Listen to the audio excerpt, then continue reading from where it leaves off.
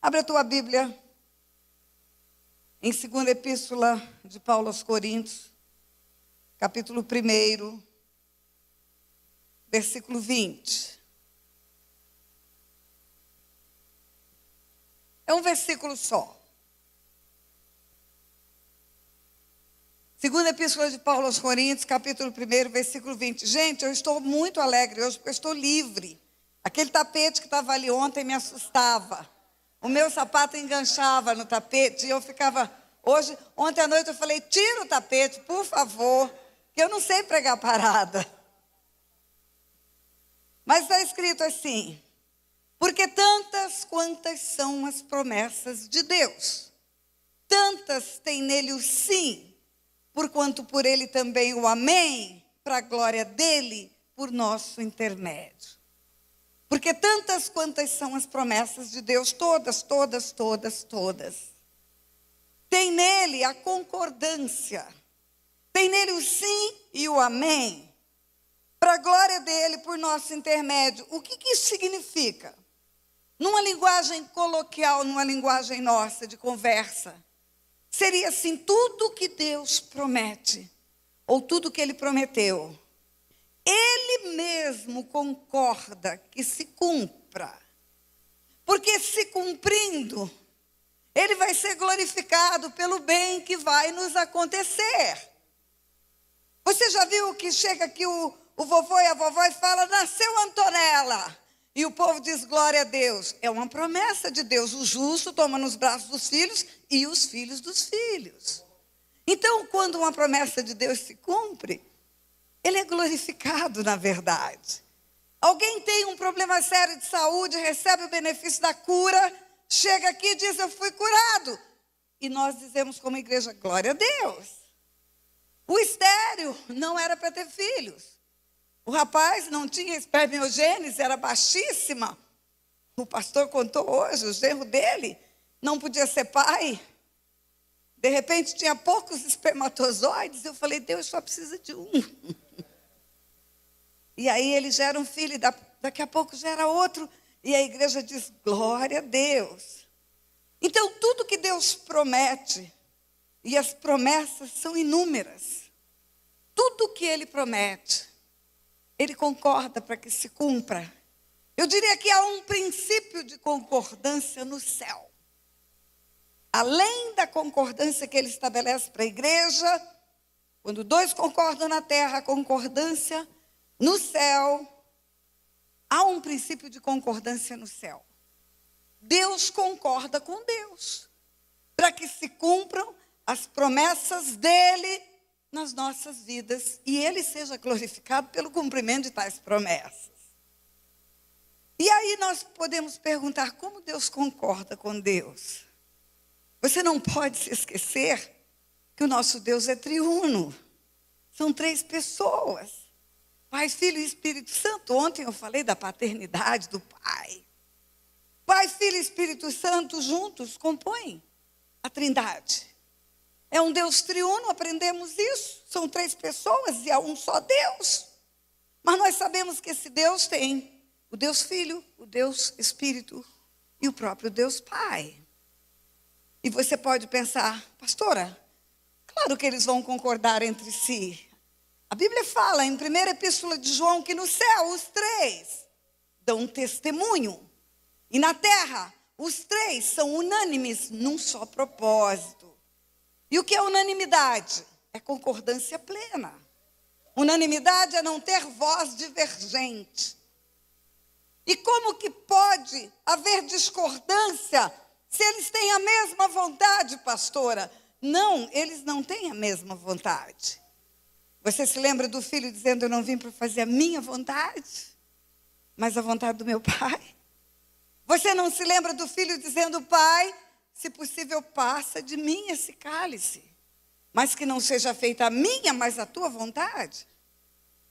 Carta aos Hebreus, capítulo 5, versículo 7, diz o seguinte, que ele, Jesus, nos dias da sua carne, com forte clamor e lágrimas, sim, Na Bíblia não tem letra inútil nem palavra desnecessária. Tudo é uma revelação. E se está escrito forte, clamor e lágrimas, não foi só clamor e lágrimas, foi forte. E não foi só o choro do Getsêmani. Porque o texto continua com forte clamor e lágrimas. Ele ofereceu orações e súplicas. É no plural. A quem o podia livrar da morte? Ao Pai. E foi ouvido. E embora sendo filho, obedeceu. E por causa disso foi aperfeiçoado e tornou-se o autor da salvação eterna para todos os que lhe obedecem. Não é o autor da salvação eterna para todo mundo que levanta a mão. Não é o autor da salvação eterna para todo mundo que congrega. Mas é o autor da salvação eterna para todos que lhe obedecem. Mas o que eu quero chamar a atenção sua no texto é que ele chorou muito, suplicou muito, clamou muito, para não fazer a vontade do Pai. Mas ele obedeceu. E ontem eu disse, por quê que você acha que ele não queria vir ao mundo? Ele estava preocupado com coroa de espinhos, lança no peito, humilhação. Não. Ele não queria porque ele sabia que naquela cruz, onde estariam os nossos pecados, o Pai não chegaria perto. Porque o salário do pecado é a morte, e morte é a separação de Deus. Ele sabia que o Pai não se aproximaria dele enquanto ele estivesse numa cruz. Porque ali estariam as minhas transgressões. Por isso o grito dele não foi que dor, que horrível essa coroa, que vergonha. O grito dele foi: Deus meu, por que me desamparaste?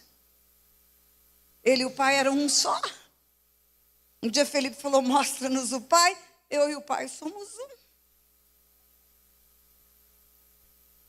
Isso tem que chamar nossa atenção, igreja. Ontem eu falei de um anjo expulso do céu pela transgressão. O mesmo Deus que expulsou um anjo do céu pela transgressão, expulsou o homem do Éden. Porque o homem também transgrediu, induzido pelo diabo. E o mesmo Deus que expulsou um anjo do céu e o homem do Éden, não chegou perto do filho dele quando o meu e o seu pecado estavam lá. Na parábola do filho pródigo que eu falei ontem, o pai não foi atrás do filho. Nós temos uma linguagem crentez, inglês, português, francês e crentez. E no crentez nós dizemos: estava desviado. Mas sabe o que a parábola do filho pródigo diz? Estava morto. Fora da presença do Pai é morte. O salário do pecado é a morte. E morte é a separação do Pai. O filho precisou ser separado do Pai para pagar a nossa conta. Ele obedeceu. Isso mostra que eles têm vontades distintas. Você se lembra do filme do Mel Gibson, Paixão de Cristo? Você se lembra de uma cena, Jesus trucidado, sangrando, e a figura que representava Satanás, passando com o bebezinho no colo para lá e para cá. Talvez nem Mel Gibson saiba o que quer dizer aquela cena. Porque Deus usa até mula, usa Hollywood. Aquela cena significa o diabo dizendo para Jesus: eu cuido dos meus filhinhos e o teu pai largou você por causa de um bando de pecadores. Então eles têm vontades distintas, mas eles concordam entre si. Nós cantamos hoje aqui: vem teu reino, vem. Cantamos: deixa o céu descer, deixa o céu descer. Por que o céu é céu? O céu é céu porque lá eles estão unânimes num só propósito. Porque lá eles reinam, eles estão de acordo. A minha casa vai ser céu se houver a mesma unanimidade que há lá em cima. E eu vou dizer uma coisa para você: na palavra de Deus, tem sinais muito claros que para o céu vir para a terra, para a vontade do Pai ser feita na terra como é feita no céu, é preciso haver a concordância desses três: Pai, Filho e Espírito Santo. Você se lembra que está escrito que a vontade do Pai era fazer o mundo? A Bíblia fala, pela sua vontade, tudo que foi feito se fez. Pela sua vontade, o que não existia passou a existir. Mas como que isso aconteceu? Ele quis, ele desejou e houve aquela explosão que os cientistas dizem que houve? Ou não? Claro que não. A palavra diz que o Espírito pairava sobre a face das águas. E o Pai liberava a palavra. Quando o Pai dizia, haja, o Espírito transformava o nada no que o Pai estava dizendo. A vontade do Pai para realizar-se na terra, para se cumprir na terra, o céu para vir para a terra, precisou da ação do Espírito e do Filho, porque o Filho é a palavra. O Filho é o verbo que se fez carne, veio e habitou entre nós. O Filho é a palavra rema de Deus. Por isso que está escrito que por meio dele, por meio do Filho, tudo que foi feito se fez. Quando a vontade do Pai junta-se com a palavra que é o Filho e junta-se com a ação do Espírito, o que está no coração do Pai no céu começa a existir na terra. Você lembra quando fez o homem? Foi diferente, não foi pelo poder da palavra. Houve uma ação dos três. Gênesis 1, 26, também disse Deus, façamos o homem a nossa imagem conforme a nossa semelhança. Eu falei ontem, tenha domínio sobre tudo. Façamos, é plural. Pai, Filho e Espírito Santo juntos, unânimes num só propósito. Você lembra da Torre de Babel? O homem querendo chegar ao céu pelas suas próprias mãos. Independente de Deus, Deus acabou com a bagunça. Sabe o que está escrito na Bíblia? Desçamos e confundamos a linguagem. Os três. Para ver uma interferência do céu na terra, os três sempre estão juntos. Eu disse que a vontade do Filho não era morrer numa cruz, não era levar o meu pecado. Ele chega a admitir que o Pai podia escolher outra maneira. Se possível, Pai, faça de outro jeito. Mas o Pai falou, não, você vai perder a forma de Deus. Você vai se tornar figura humana. E como homem, você vai pagar a conta do homem. Porque é o homem que pecou e é o homem que tem que morrer. Entretanto, se eu mato o homem fica morto. Mas você, meu filho, vai ressuscitar. Porque em você há dualidade. Você é homem, mas você é Deus também. E você vai ter que nascer de barriga de mulher. Porque é o único meio legal de um espírito vir para a terra é pelo ventre de uma mulher. Como é que foi? Para essa vontade do Pai, que não era a vontade do Filho, ser executada. Um anjo chegou para uma virgem, desposada de José, da casa de Davi, e falou para ela, vai descer sobre você o Espírito Santo. O poder do Altíssimo vai te envolver. E Maria responde, cumpra-se em mim a palavra. A vontade do Pai precisou da ação do Espírito. E precisou da aceitação da palavra por Maria. E a palavra é o Filho. A palavra é o Verbo. Que veio e habitou entre nós. Quando juntou a vontade do Pai, a ação do Espírito e a recepção da palavra, o céu desceu e veio para a barriga dela. Deixa o céu descer. É assim que o céu desce, igreja. É a junção do Pai, do Filho e do Espírito Santo. Como foi a minha e a sua salvação? A palavra de Deus fala que Deus amou o mundo de tal maneira que deu o Filho para salvar o mundo. Não é a igreja que ele ama não, pastora? Também. A igreja são os filhos, é a família, é o corpo. Mas Deus ama o mundo, igreja. É o mundo que Deus ama. Deus amou o mundo de tal maneira que deu o Filho para salvar o mundo. A vontade do Pai é que nenhum pereça, nenhum pereça. O inferno não foi feito para homens. Foi feito para Satanás e os seus seguidores, os anjos caídos. Foi feito para anjos rebeldes. O inferno não foi feito para o homem. A vontade do Pai é que nenhum se perca. Está escrito na Bíblia. Agora eu pergunto para vocês.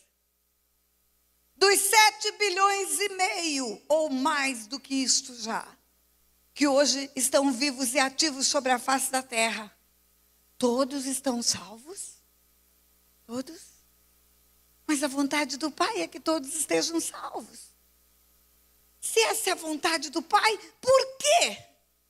Por que essa vontade que está no céu não veio para a terra? Por quê? Porque para que aconteça na terra o que é planejado no céu, é preciso a ação do Espírito e do Filho. Só está salvo quem recebe o Filho e quem recebe o Espírito. A ação do Espírito e a recepção da vida do Filho em nós é que nos dá a salvação. O sim e o amém de Deus para minha salvação só acontece quando em mim há uma aceitação voluntária. Ele veio para os seus não receberam. Tantos quantos o receberam, deu-lhes o poder de serem feitos filhos de Deus, a saber os que creem no seu nome. Nessa hora vem a salvação, porque eu recebo o Filho e o Espírito começa a habitar em mim. A autoridade saiu da terra. Ela era conferida ao homem. Foi conferida ao homem no Éden. Quando Deus formou o homem à sua imagem, à sua semelhança, e o colocou no jardim e mandou que ele guardasse o jardim, é porque havia risco. Uma figura chamada Lúcifer já tinha se transformado em Satanás. E já tinha caído do céu. E já estava rodeando a terra. Você só guarda o seu carro porque tem perigo. Você só guarda o seu objeto de ouro porque tem perigo. Você guarda porque você quer esconder do ladrão. Deus mandou o homem guardar o jardim. Crescer, multiplicar e encher a terra e dominar-a. Foi um comando de Deus para ambos. Mas para o homem, Deus falou para ele, guarda o jardim.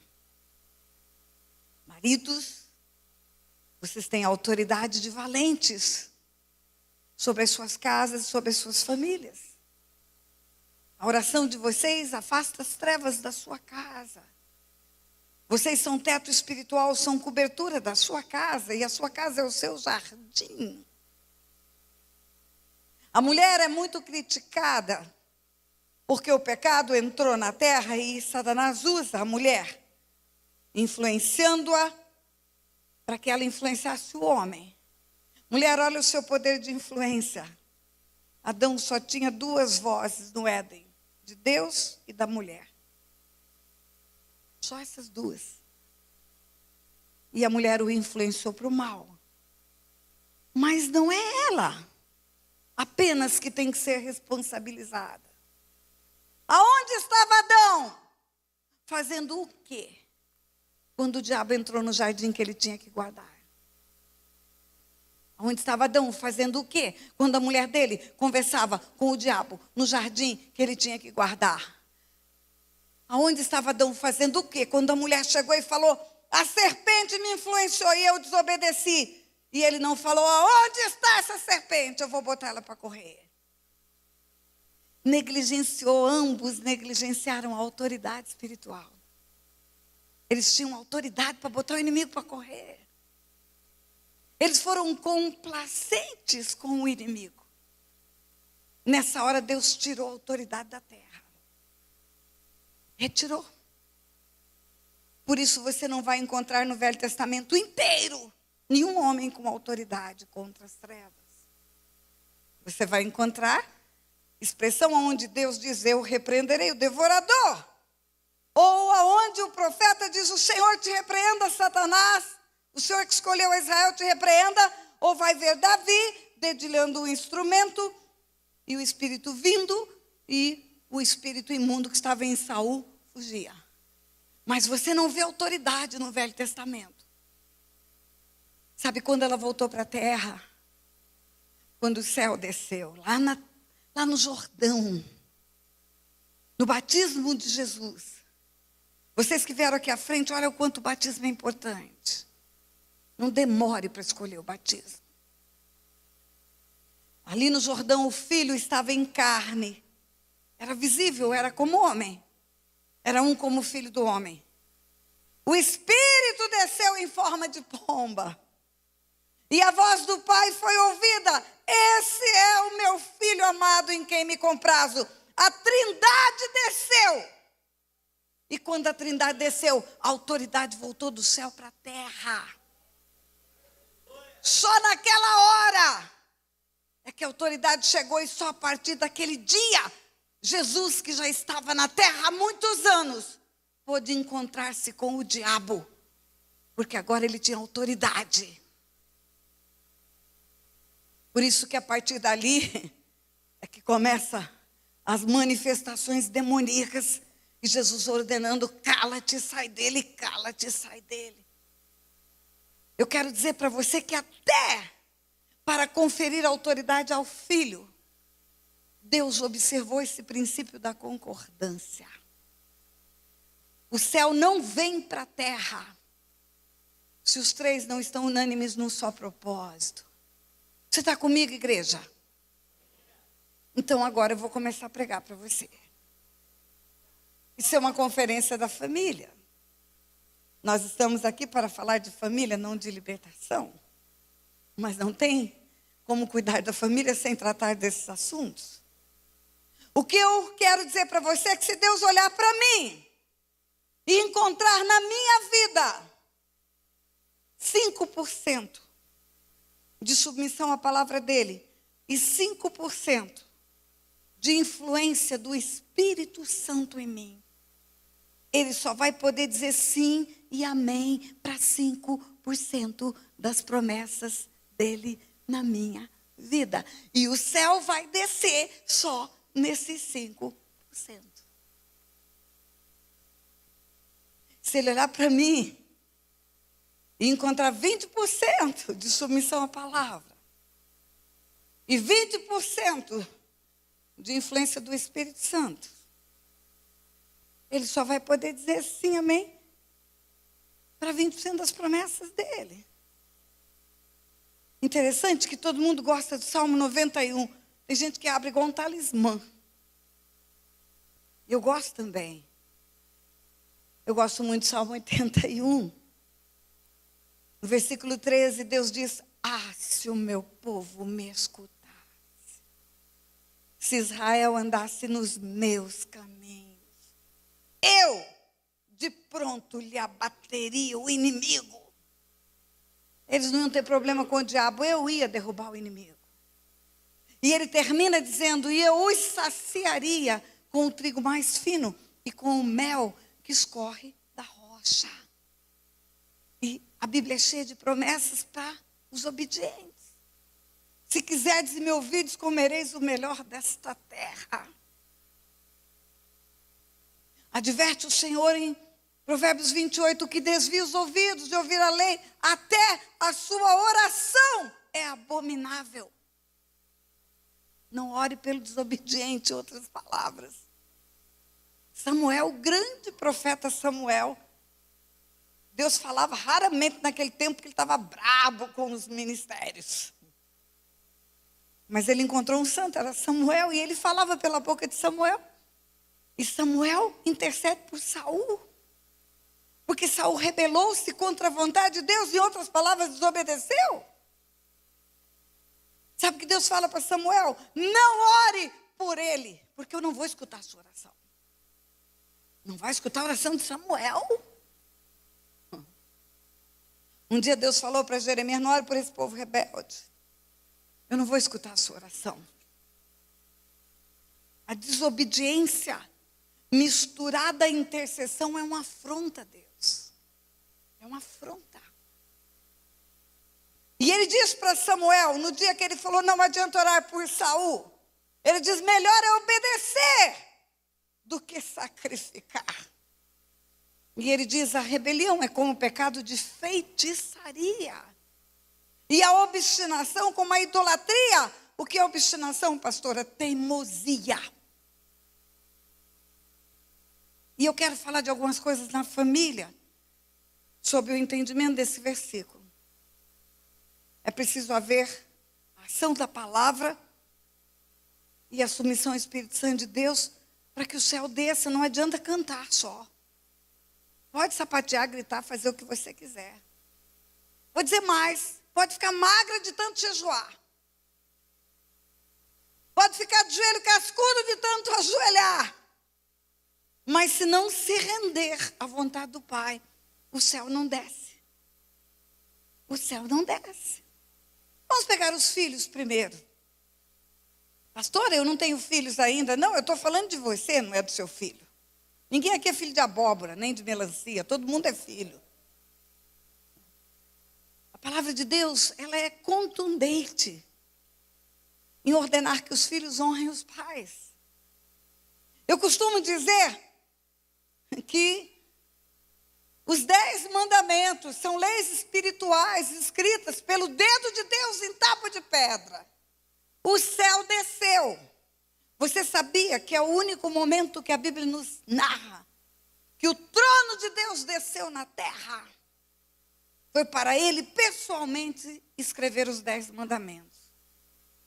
Se fosse comparar com as leis de uma nação, considerando as leis que tem na Bíblia, eu diria que os 10 mandamentos seriam a Constituição Federal de Deus, a lei maior. Ali ele escreveu, não matarás. Ali ele escreveu, não adulterarás.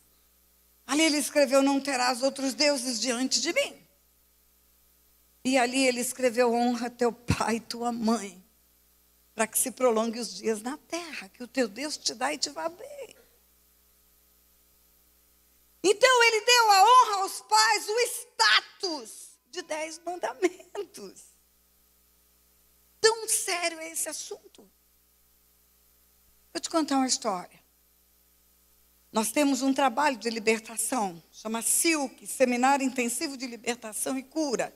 Realizamos periodicamente no coração do Brasil, no estado de Tocantins. Temos um lugar próprio. Trabalhamos com libertação há mais de 30 anos. Essa tem sido, digamos assim, a corrente mais pesada do nosso ministério.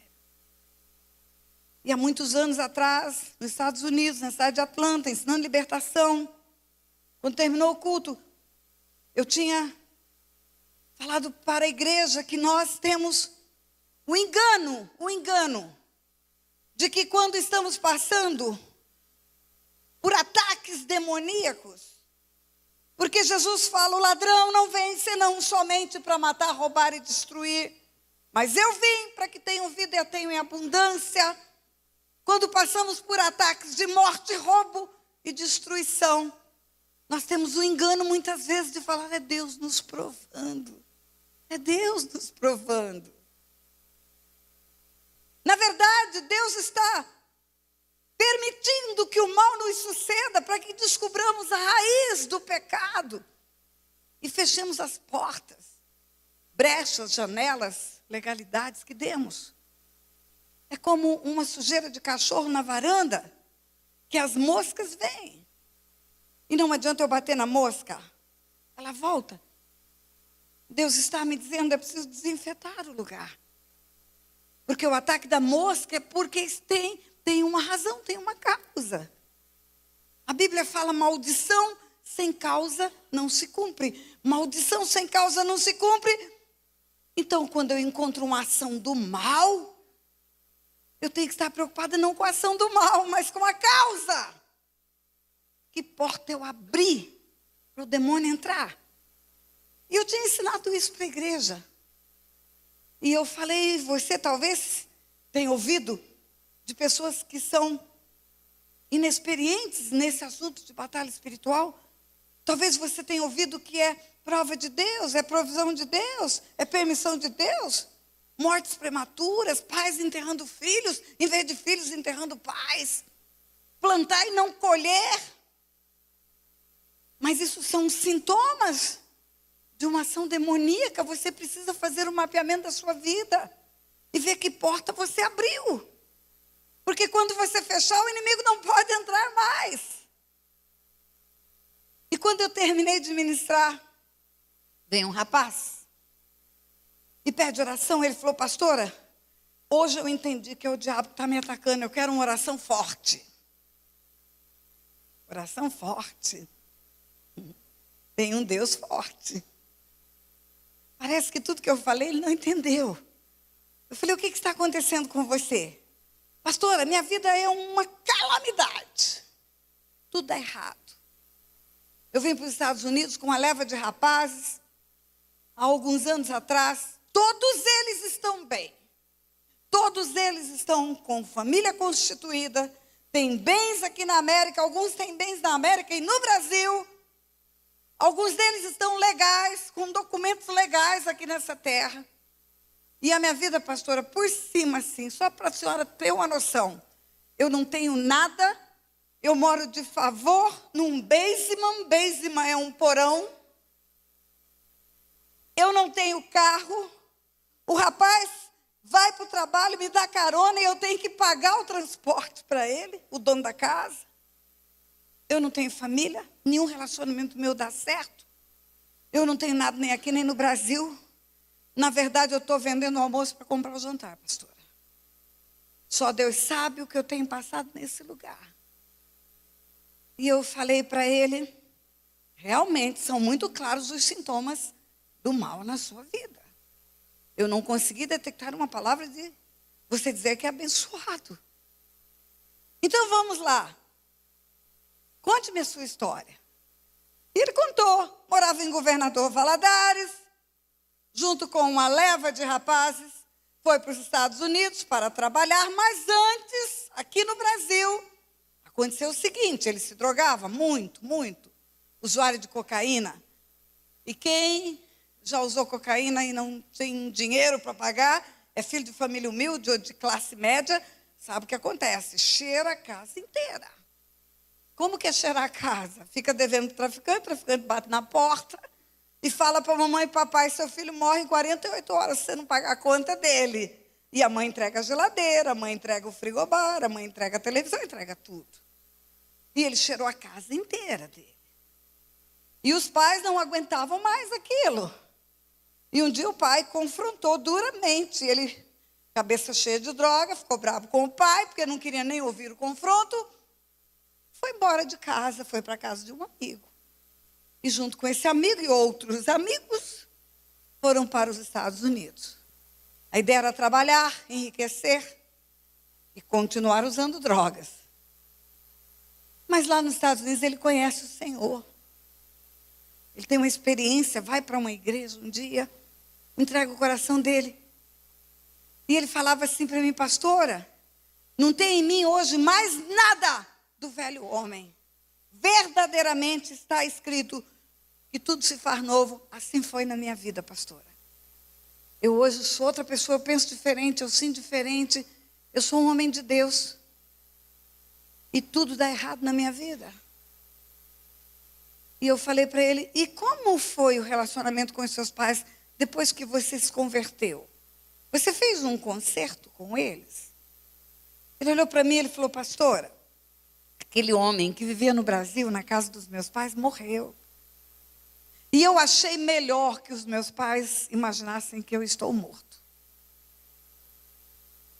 Eu falei, peraí, você está me dizendo que os teus pais, depois que você saiu de casa, não tiveram mais notícia tua? É, pastora, eu preferi assim. porque eu sou nova criatura mesmo. E eu falei para ele, deixa eu ver se eu estou entendendo. Você está me dizendo que fazem quase 14 anos que quando chega Dia das Mães, Dia dos Pais, Natal, Ano Novo, aniversário, os seus pais entram em choro, tristeza, porque não sabem do seu paradeiro. Você está me dizendo que quando um telefone toca na madrugada, sua mãe tem um sobressalto e pensa, meu filho. Você está me dizendo que toda vez que aparece uma notícia do jornal, que tem um morto encontrado em um matagal, o seu pai corre para identificar o corpo, para saber se é você. E você acha, cara, que uma oração minha vai mudar a sua vida. Você não conhece Deus, rapaz. Você não conhece Deus. Sabe o que você está colhendo? Você está colhendo o fruto do que você está fazendo com os seus pais. E olha, levanta a mão para o céu, porque a vida toda está dando errado, mas você continua vivo. Porque a palavra de Deus diz que vai morrer também. Eu estou cansada de ver pai e mãe segurar em alça de caixão do filho, quando o filho tinha que sepultar o pai. Porque leva uma vida desregrada, desonra os seus pais, traz sofrimento para pai e mãe. Eu falei, você levanta a mão para o céu porque você está vivo. Porque a palavra de Deus diz que vai viver pouco e vai viver mal. Você só está vivendo mal. Pastora, não tem chance de viver bem, então? Tem algumas pessoas que desonram pai e mãe e vivem bem. Morre cedo. Vive pouco tempo. Então, muito, pastora, quem desonra pai e mãe, mas come o pão que o diabo amassou a vida inteira. Fica velhinho. Sem ter bênçãos para contar. Falei para ele, pega o telefone hoje. Liga para os seus pais. Faz o concerto, pede perdão. Volta para o Brasil. Pega o primeiro voo que você puder e volta para casa. Pastora, mas isso foi lá no Brasil há 14 anos atrás. Eu falei, no mundo espiritual, rapaz, escute o que eu vou te dizer. Não se aplicam as leis da física. Lei do tempo, lei do espaço, não tem no mundo espiritual. No mundo espiritual não se aplicam as leis do mundo natural. O que você fez no Brasil pode fugir para o Japão. Satanás está atrás. O que você fez há 40 anos é como se fosse ontem. É já e agora. Falei, conserta. E ele ainda argumentou. Mas, pastora, depois que eu me converti, eu nunca mais fiz nada errado. Depois que eu converti, eu alinhei a minha vida com o céu. Eu falei, ok, vamos imaginar que isso é uma casa. Você é uma casa. Vamos imaginar que você foi um acumulador de lixo. E você encheu a casa de lixo no passado.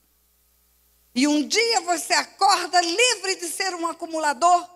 E você fala, a partir de hoje eu não ponho mais lixo em casa. E o que você já pôs? Você precisa tirar.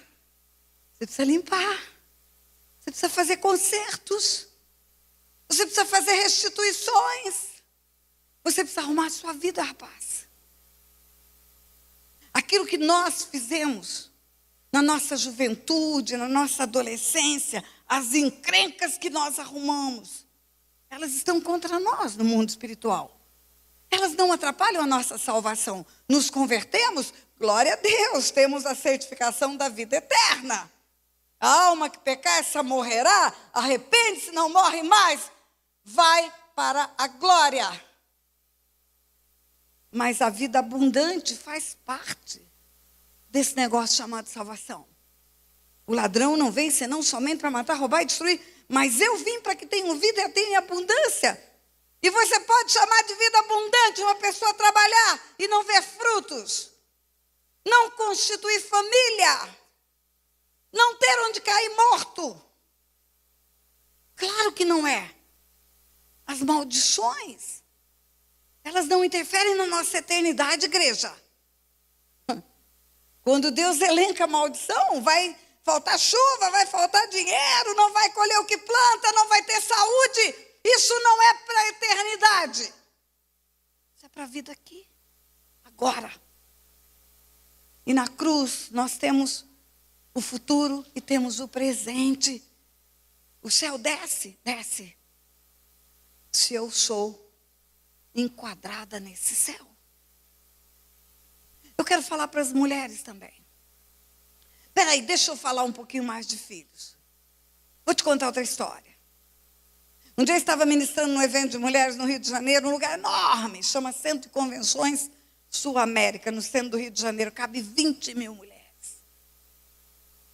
Normalmente, as pessoas nos blindam nos eventos, porque não tem como abraçar 20 mil pessoas, tirar foto com 20 mil pessoas.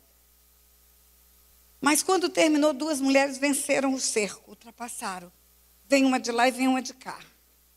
E a de lá chega perto de mim e começa a falar. Ela não foi boba, aproveitou que vazou o cerco, já chegou falando.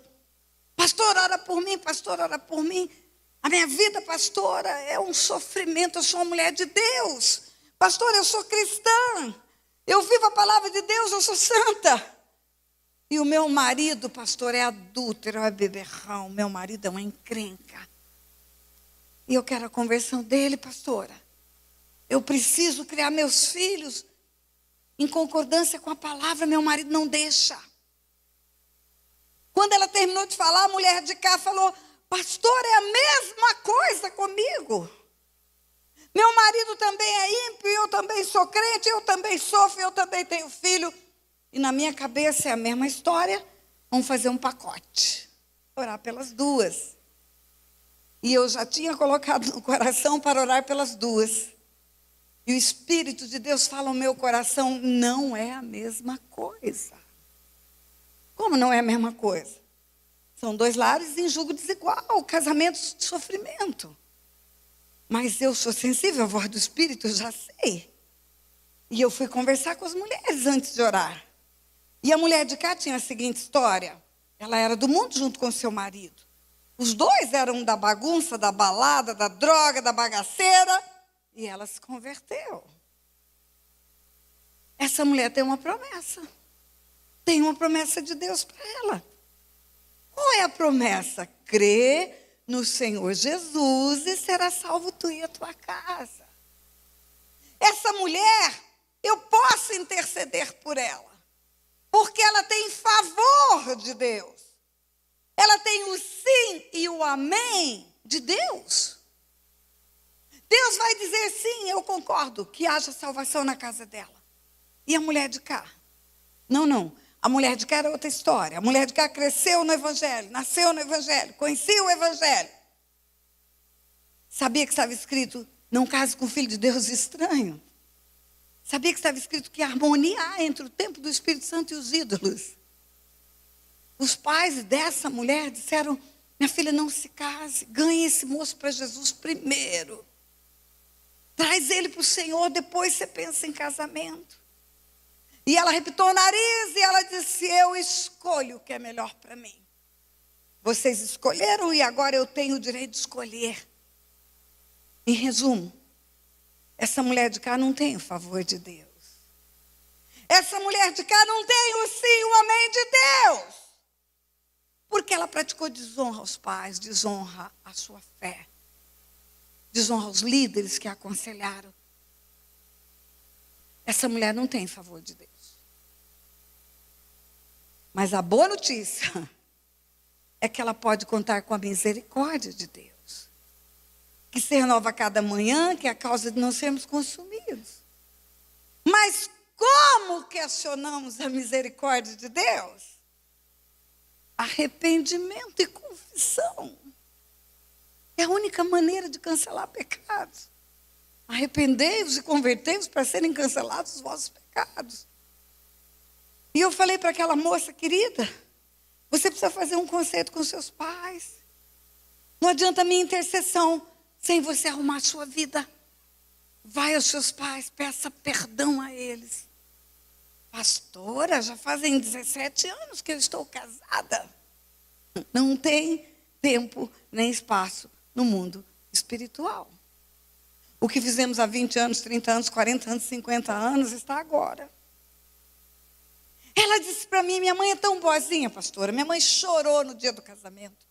Minha mãe ficou muito abatida uma semana, mas ela é tão boazinha, pastora. No fim de uma semana, ela fez um bolo de chocolate e levou para mim. Ela já me perdoou. Eu falei, você não está entendendo. Não é o perdão da sua mãe que cancela o pecado. É o seu arrependimento e a sua confissão. Você tem que ir aos seus pais e fazer o conserto.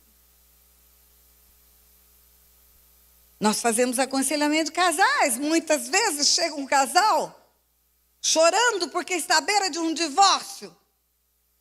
A primeira pergunta que eu faço, seus pais abençoaram essa união? Às vezes chegam pais desesperados com filhos rebeldes. A primeira pergunta que eu faço, como você foi quando era filho? Porque você precisa consertar a sua história para que o céu desça.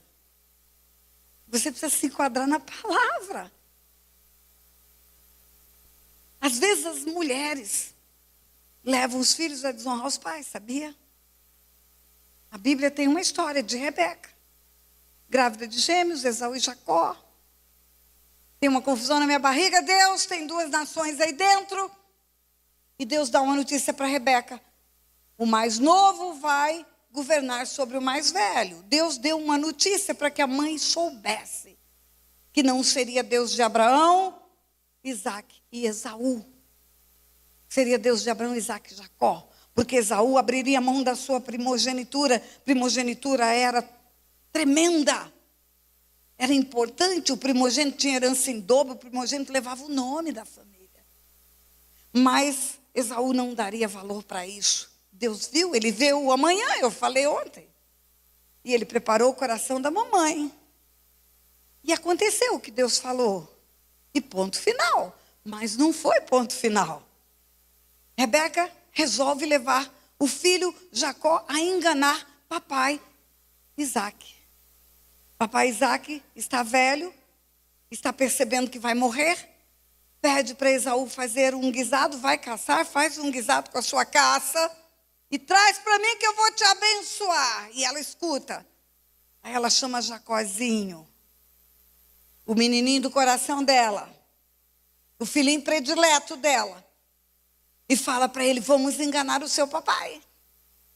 Você finge que você é seu irmão. Seu irmão é cabeludo, você é liso, põe pelo na mão, põe a roupa do seu irmão com o cheiro do seu irmão, eu vou preparar rapidinho o guisado. E você leva, e quando seu pai perguntar, quem é? Ele está cego mesmo. Você fala, Esaú. O rapaz tinha mais juízo que ela. Ele falou, mãe, esse negócio não vai dar certo. E ela falou, eu tomo para mim a responsabilidade disso. Em outras palavras, vai que é tua, Tafarel. E ele foi, enganou o seu pai Isaac. Jacó enganou Isaac, porque Rebeca ensinou aquele menino a fazer isso. Às vezes nós ouvimos pregações que dizem que toda sabedoria vem do alto. Vem não, queridas. Tem uma sabedoria que é humana, carnal e demoníaca, está escrito no livro de Tiago.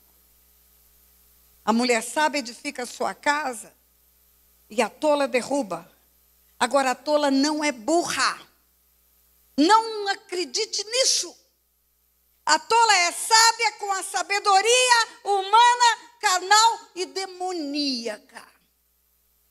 E Rebeca, com a sabedoria humana, carnal e demoníaca, leva o filho a desonrar o pai. Qual foi a consequência espiritual disso? Rebeca perdeu os 2 filhos. Os 2 filhos.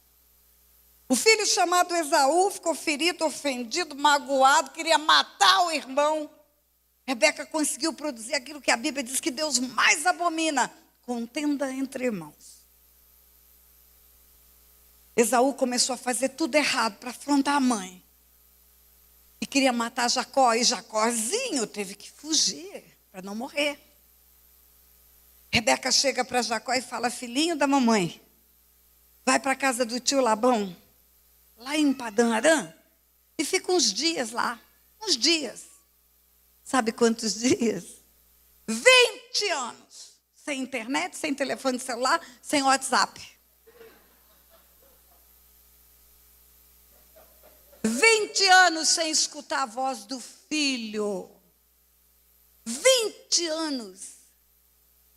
A Bíblia fala que quando Jacó volta, e ele comeu o pão que o diabo amassou 20 anos, ele colheu o fruto da desonra ao pai.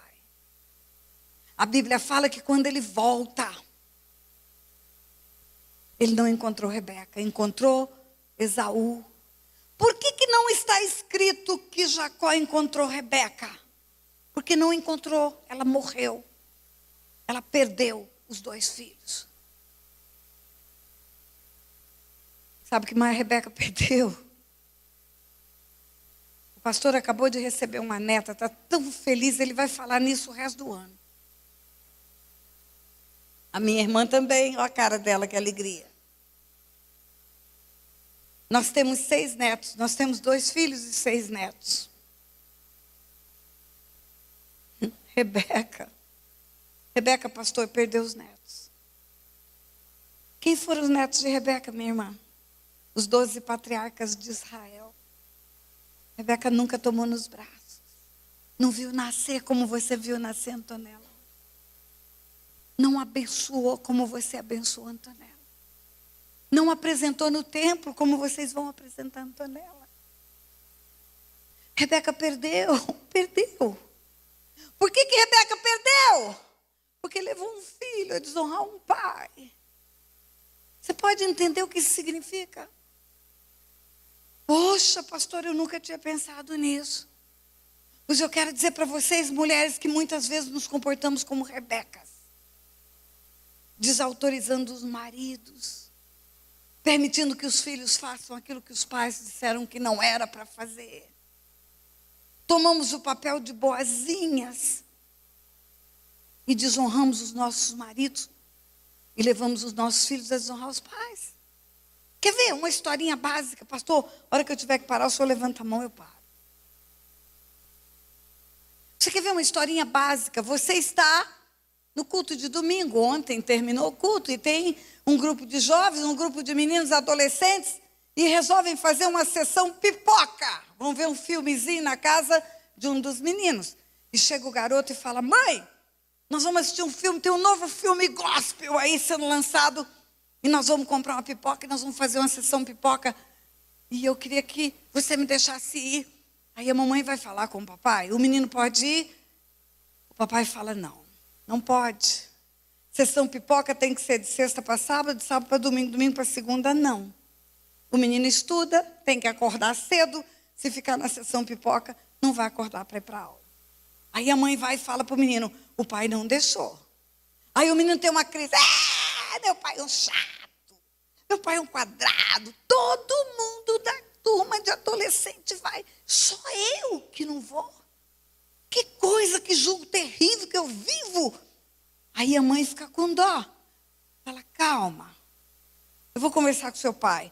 Não tem nenhum problema advogar causa de filho, não, nenhum problema. Aí a mulher vai conversar com o pai. Meu bem, é só ele que não vai, deixa o menino ir. O pai ainda argumenta: tudo bem, mas sabe por que eu não ia deixar? Porque ele é dorminhoco, ele precisa de muitas horas de sono, senão ele vai aproveitar a aula. Mas eu vou deixar porque você está insistindo. Agora tem um detalhe: meia-noite ele tem que estar na cama. Porque se ele não acordar às 7, não adianta ele ir para a aula. E se ele não dormir meia-noite, ele não vai dar conta de acordar. E aí a mãe chega e fala para o filho: viu, seu pai deixou. E o menino: que bom, mãe, você é a maior. Aí a mãe fala: mas tem uma condição. Você precisa estar na cama meia-noite.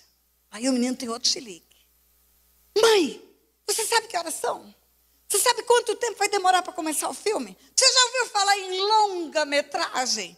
Quando estiver no melhor do filme, eu vou ter que me levantar, porque o meu pai, quadrado, quer que eu vá para a cama. E eu vou ter que sair antes do fim do filme. Pois eu não vou, então eu não vou, não adianta ir, não adianta ir. Aí a mãe pensa: espera, meu filho, vamos dar um jeito. Você vai, Você assiste o filme todo, faz tudo direitinho, mas quando você chega em casa, eu vou botar a chave no vaso de planta da varanda. Você não vai tocar a campanha, não vai bater em janela, não vai fazer barulho. Tira o sapato. Entra de meia, para o seu pai não escutar um passo seu. Entra embaixo do lençol de roupa e tudo para não acender luz. E amanhã, quando seu pai, no café da manhã, perguntar que hora o menino chegou, vocês dois falam juntos. Eu e você. Vamos falar 15 para meia-noite. Combinado? Combinado. Mãe, você é demais, você é ótima. E vai embora e chega quase 1h da manhã. E no dia seguinte o pai pergunta que hora que o menino chegou? E a mamãe na maior cara de pau, e o menino na maior cara de pau, ela com cara de Rebeca e ele com cara de Jacó. Fala 15 para meia-noite. Rebeca, ela está plantando uma semente de desonra na vida do menino. Está levando o menino a desonrar o pai. Ela não sabe o peso da lei sobre esse menino. Só o dia que ele se arrepender que ele vai entender. E a menina? Vai ter uma festa de 15 anos. E todo mundo quer ir vestido de piriguete.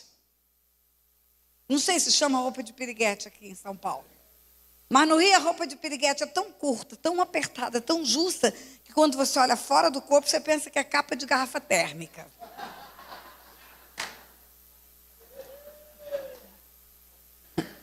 E o pai, quando vê aquela conversa, vê aquela revista de moda, e a menina, agora eu já resolvi, eu vou com esse aqui, ele fala, não, filha minha não vai vestida de piriguete. Isso é roupa para prostituição. Eu sou homem, eu sei como é que o homem olha para isso. Minha filha, você não pode vestir desse jeito. E a menina tem um chilique.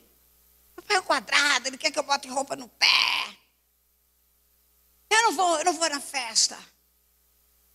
Mãe, deixa eu falar uma coisa para você. Eu já pesquei muito, eu sou de Mato Grosso do Sul. Cada peixe é uma isca. Pacu é uma isca, pintado é uma isca, tucunaré é uma isca. As roupas das mulheres são iscas. Se ela sair vestida como uma vagabunda, ela vai pescar um vagabundo. E se ela sair vestida como uma princesa, é um príncipe que vai olhar para ela. E o pai fala não. E aí a mamãe insiste, a menina insiste, e a mamãe sai com a menina e compra escondido do pai, no cartão de crédito do pai, o vestido de piriguete. No dia da festa, a menina sai arrumada com um vestido bem comportado, maquiada, penteada, com os adereços todos. E aí, meu pai, gostou da minha roupa? O pai fala, você está linda, minha filha, está vendo? Não precisa sair se mostrando para ficar bonita. Mas o vestido de piriguete está dentro da bolsa. E lá na casa da amiga ela troca. O pai não tem Facebook, não tem Instagram, não tem nada. Não vai ver como a filha dele estava e onde estava. Queridas, você vai plantar uma semente se fizer isto. Vai perder os filhos e os netos. Porque a palavra de Deus é que diz isso. Você quer uma geração bendita? Você quer que o céu desça na sua casa? Você quer que venha o reino para a sua casa? Você precisa implantar o reino na obediência. E por último eu vou falar para os maridos. Não importa que seja tarde, vocês vão escutar. A Bíblia fala na primeira epístola de Pedro, capítulo 3. Maridos, vivei a vida comum do lar. Comum é comum. Comum. Você e ela são um. Vivei a vida comum do lar. Com discernimento está escrito. Discernimento é espiritual, não é conhecimento. Eu estudei direito no meu cérebro, isso é conhecimento. Eu entendo Deus no meu espírito, isso é discernimento. Maridos, vivei a vida comum do lar, como um. Você e ela são um. Discirna isso espiritualmente. E a Bíblia diz, tratando a vossa mulher com dignidade, como a parte mais frágil. Não está escrito como a pessoa mais frágil. Está escrito como a parte. Você e ela são um, você é uma parte, ela é outra parte. E trate ela com dignidade, porque ela é a parte mais frágil. Emocionalmente, fisicamente.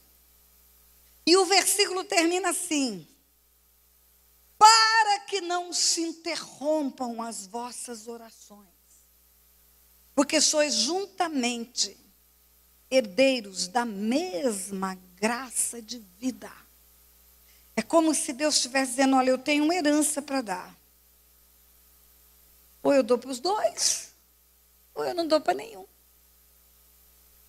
Se vocês não entenderem isso, se você, marido, bater a mão no peito e falar, eu sou cabeça, e você não fala nada,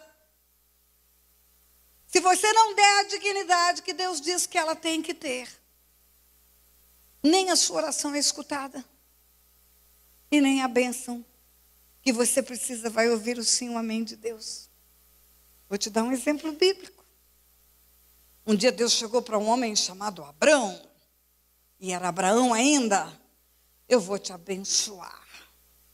Tudo que você tocar vai ser abençoado. Onde você colocar a planta dos teus pés, quem te abençoar vai ser abençoado por tabela. Você vai ser pai de multidões. Fez uma promessa maravilhosa, todo mundo conhece. O homem, o macho, Abrão, pensou que a promessa era para um. Mas não era, era para os dois.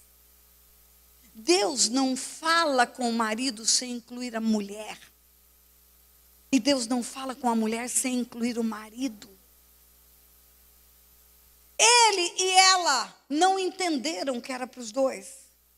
Entenderam que era para um. E você conhece a história. Abraão avançado em anos, Sara avançada em anos. Sara não menstruava mais. Empurrou Agar para os braços de Abraão. Abraão deita com a escrava egípcia, nasce Ismael. Ismael tinha de 12 para 13 anos, quando os anjos foram visitar Abraão. Conversa vai, conversa vem, os anjos olham para Abraão e falam, cadê Sarai, sua mulher? Essa pergunta, pastor, cadê Sarai, sua mulher? Nela está implícito o seguinte, Abraão, quando eu fiz a promessa para você, ela estava na promessa. Você pensa que era só para você? Você está enganado. É dela. É na aliança do casamento que virá a bênção. Você é parte, ela é parte. Vocês dois juntos formam um. E a promessa foi para os dois. Cadê Sarai, tua mulher? Nasce Isaque de Sarai. Isaque era um rapazinho quando Deus pede o sacrifício no Monte Moriá. E lá no Monte Moriá, Abraão escutou de Deus 3 vezes. O teu único filho. Basta, não me negaste o teu filho, o teu único, o teu único, o teu único. O teu único como único. Você tinha um moço de 27 anos chamado Ismael. O único que nasceu de Sarai. Maridos, entendam uma coisa. Para que o reino venha, para que o céu venha, a sua esposa tem que estar incluída. Ela tem que fazer parte. Ela tem que ser ouvida. Ela tem que ser respeitada. A sua liderança não pode ser abusiva. Ela tem que ser inclusiva. Deus não abençoaria Abraão numa descendência bendita sem Sarai. Sarai estava incluída. Em resumo, igreja, nós cantamos, vem, seu reino vem. Por que o céu é céu? Porque lá reina o Pai, o Filho e o Espírito Santo. A vontade do Pai é soberana. O agir do Filho é que produz luz e vida. E a ação do Espírito é que informa a vontade do Pai e glorifica o Filho. Se na minha casa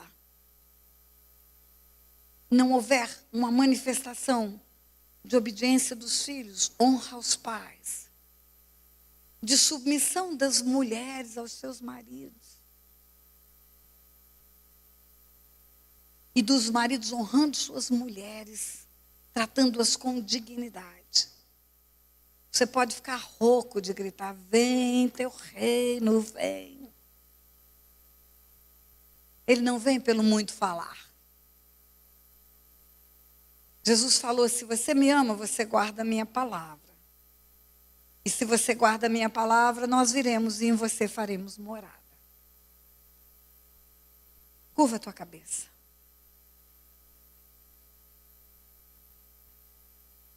Pai, nós somos impregnados, bombardeados por conceitos do mundo. Nós somos bombardeados por informações de uma mídia diabólica. Nós recebemos informação de que é ultrapassado o padrão bíblico de viver. Quantos meninos, quantos jovens são instruídos a chegarem para os seus pais e dizer: você fez a sua escolha e eu faço a minha. E não obedecem conselhos de pai. Não pedem a bênção, não honram. E nós temos visto o preço que o mundo tem pago por isso, Pai. Nós temos visto pais enterrando filhos. Nós temos visto jovens que batalham e não colhem. Não passam nos vestibulares, não arrumam os casamentos. Não conseguem resultados em nada que fazem. E nós entendemos, Pai, que quando estamos em desalinho com o céu, não há conexão com o teu reino. A conexão vem da obediência à tua palavra. Pai, quantas mulheres que acham que porque estudaram, porque têm recursos financeiros familiares, porque são bonitas, inteligentes, não têm que se submeter aos seus maridos, não têm que honrar os seus maridos, e tomam partido dos filhos, contrariando as ordens dos seus pais.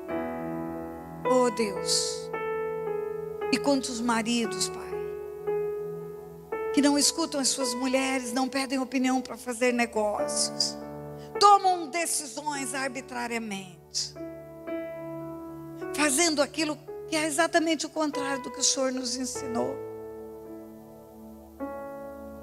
E aí não conseguem ver as bênçãos vindo sobre suas casas, sobre suas famílias. Não conseguem colher, Pai, os frutos. E eu sei que é porque o Senhor não pode dizer sim, amém, para as tuas promessas. E as tuas promessas, Senhor, são maravilhosas para a nossa vida. Entendemos que não é porque o Senhor não quer nos abençoar, é porque o nosso proceder bloqueia essa conexão com o céu. Por isso, Senhor, mostre para nós, pelo teu Espírito, que convence do pecado, da justiça e do juízo. Mostre-nos, Pai, aonde precisamos de um conserto como família, para sermos família bendita na terra, Pai. Mostra-nos. Ajuda-nos a nos enxergarmos como Davi. Nós dizemos: sonda, ó Deus, o meu coração, vê se há em mim algum caminho mau e leva-me para o caminho eterno, Pai. Pai, que as famílias que se submeteram a escutar a tua palavra ontem, hoje e estarão aqui amanhã para ouvir também, Pai, que essas famílias sejam edificadas pela tua palavra e venham produzir frutos nesta terra, Pai, para que o teu nome seja glorificado. e possam testemunhar das bênçãos. Nós abençoamos agora, Pai, cada família que está aqui. Em especial, abençoamos a família dos líderes, dos pastores desse lugar. Guarda-os do mal, Pai. Renova, Pai, sobre eles a alegria. Óleo de alegria, Pai, em vez de espírito angustiado. Dá a eles o gozo, Pai, de terem testemunhos de vitória para compartilhar com o povo que aqui se reúne, Pai. Nós abençoamos e declaramos a seguinte bênção para as famílias que se reúnem nesta igreja: que em todo tempo, por onde andarem, em tudo que fizerem, eles possam estar conectados com o céu, Pai. De onde virá o reino para a terra, Pai. De onde virá o reino. Diga: venha o teu reino. Diga: venha o teu reino. Diga: Pai, seja feita a tua vontade, na minha vida, como no céu. Na minha casa, como no céu. Na minha família, como no céu. Na minha vida espiritual, como no céu. Em nome de Jesus. Você pode aplaudir o Senhor?